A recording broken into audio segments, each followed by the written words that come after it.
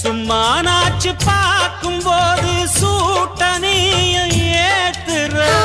சாராயத்தை கண்ணுல வச்சு ஆளு மேல ஊத்துற காஞ்ச மாடு கம்புலதான் பாஞ்சது போல் தெம்புலதான் நீயும் மேய பாக்குற